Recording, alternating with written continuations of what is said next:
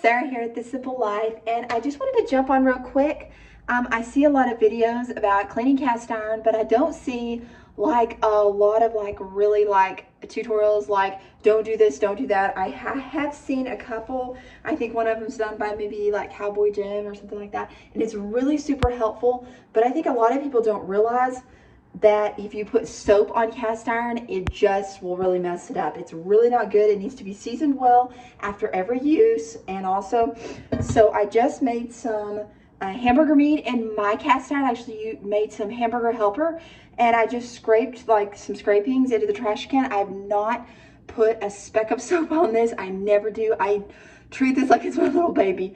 I love it so much. I love cast iron. I'm actually working on a couple of pieces of cast iron. These are like, I think, really old pieces of cast iron. And I don't know why, but I've been working on these and I'm getting them back into shape. I don't know if you guys can see, there's like some places right here. It doesn't have I don't think, oh yeah, lot. Okay, so I'm not for sure how old it is. And then I have another piece right here that I'm working on. I absolutely love cast iron. This one is a cornbread skillet. There is actually no brand on this, but it is just precious, isn't this? I actually got this from my husband's aunt, and this one is so super cute. It's like cactuses you can make cornbreads out of. Yeah, it is just, look at that. And so I've been working on seasoning this one. Loving the challenge of getting them all up. I love using cast iron. It's one of my favorite things to cook with. I've been using cast iron for years. But yeah, that's what I learned a long time ago. And I actually had a guy in one of the army posts that we were stationed at was really familiar with cast iron, and he told me, or maybe it was Fort Campbell, he told me how to clean and use cast iron. So all I have done is scraped the meat. It kind of has a little bit of grease left, as you can see, the little bit of shine from cooking the meat. And honestly, I just take this little Brilla pad. It's not really Brilla. It's actually a crocheted little dish sponge that I actually got from somebody in my area that crochets them, and I'm just like rub it. I rub it super easy. Since it is kind of still warm, no, I'm not burning my hand or anything, but since it is still warm, I'm just like rubbing the meat, the kind of the grime out of it, and I just rub it. It has no soap. This is one sponge. I always tell my husband, my kids, do not put soap on this. Is my cast iron sponge, and I just rub it around in it, because honestly I do this all the time, and so honestly it just really comes up for me. I can use it for eggs, and it just pops right out, because then I just put hot water. And honestly, one of the best tips I ever got about cast iron is once you kind of rinse it out with hot water, because it's like iron, it's like hot water and hot iron. It just is really, really good.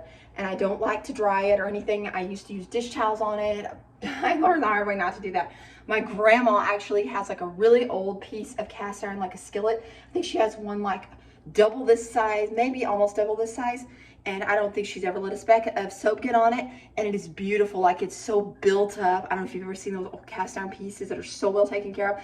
They have so much like seasoning on them, and they're just like thick. And I mean, it's just like, I would love for my pan to one day look like that. Her pan is beautiful. So the next thing I do is I will heat my stove up. My stove is kind of still warm from cooking, but I'm gonna go ahead and heat it up just a tad again. Of course, I suggest something like coconut oil or canola oil or things like that. All I have is vegetable oil. It sometimes will leave kind of a tad of a sticky residue, but I don't think there's anything wrong with it. So I'm heating up the cast iron right now, and it's pretty nice and warm, so I'm going to just pour the teens. I put a little bit of oil in there. It's honestly probably too much, but because it's getting really, really hot, it is just like, you can just feel the heat. And so since it is getting warm, I'm just gonna go ahead and turn that heat off. And I just kind of like move around with my spatula right here, just like one of these. And I just like rub it around.